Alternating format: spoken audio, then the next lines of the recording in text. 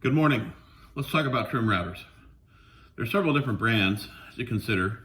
This one's kind of a lime green color, so this is probably Ryobi. And as usual, I name all my tools Thor. Yeah. And we interviewed Molinaire yesterday, I believe. You can use all different types of tools in this. The tool I most commonly use in this one is this roundover bit, and I really love this bit quite a bit. No pun intended. And it works exceptionally well. It's got a locking feature built into it right here on the side, so you can lock it up for using the tool.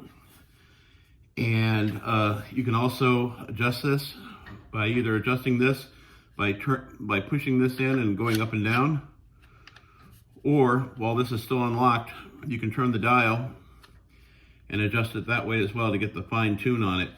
And it does have a number association with it here, and I'm sure that probably means something to some people, but it doesn't to me.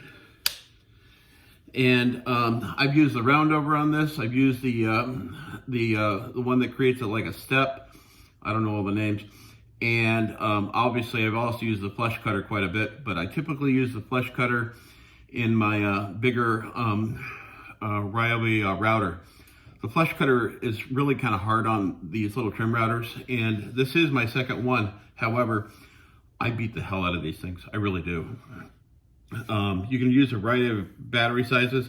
Typically, when I'm using one of these, I put a big 4 amp hour battery on here. These are 18 volt batteries, and it lasts a pretty good amount of time. So on a full charge, like this one is, I'll probably get maybe an hour and a half of use out of this.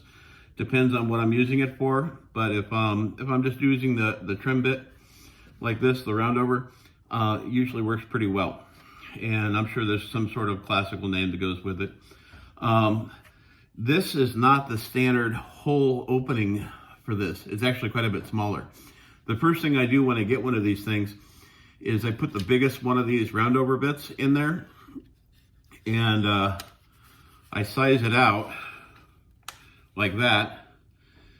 And then while it's running, which might be a little dangerous, I slowly bring it up and up and up and up and up until it clears it, because I want to use the big bit in there. And this is the second biggest bit you can use on the 1/4 inch shank, which, by the way, this is a 1/4 inch shank. Most of the trim routers are rigid, Milwaukee. I'm sure Makita makes one, maybe, I don't know, I couldn't tell you. I think Clinton might have been president when last time I used a Makita tool, and those were the old 9 volt batteries. And those old drills, honestly, that right angle, left angle, whatever you want to call it, those things were amazing. I absolutely love those things. But yeah, Makita, I don't know. I don't even know if I assume they're still in business. I think they're a great product, and I know a lot of friends that use them, and they're very happy with them. But most people nowadays talk about DeWalt, Makita, DeWalt Rigid, Milwaukee, or Ryobi. And the Ryobi is more for the consumer market, they say, but you know, I've been using this, like on this car here, and I've done 9 sound systems in this car. And every year I compete, you know, I win FAT awards and stuff like that, and best install and stuff like that, so I must be doing something right. Ironically. Yeah, so this is an amazing tool. It's got an easy on-off switch. It's got a padded grip right here, and I'm actually quite satisfied with the way this works. What I end up typically doing is holding it this way, opposed to up here, like I guess its intent is. I've got small fingers but wide palms, and before you get into the joke, you know, I can crush a tennis ball with either hand, and I'm not even trying. So yeah, you can keep that joke to yourself.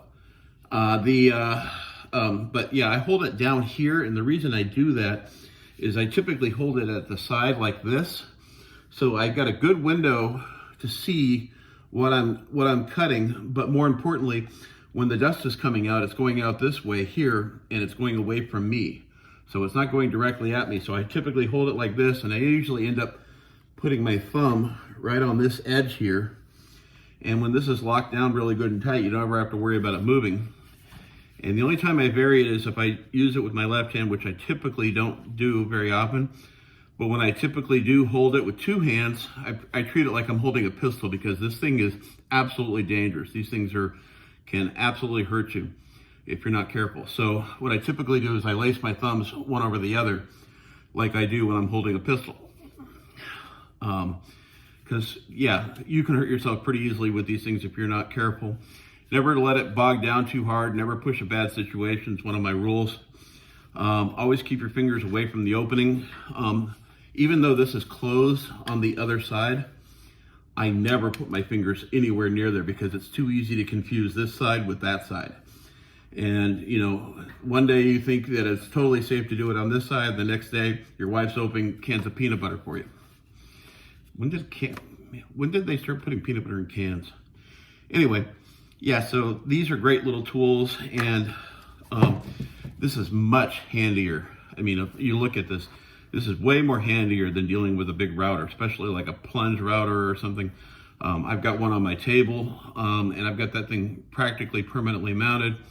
You know, and I made, instead of buying one of those really expensive $215 setups and stuff, I actually made all mine out of plexiglass because, you know, I used to do machining, so, you know, it's not that big of a stretch.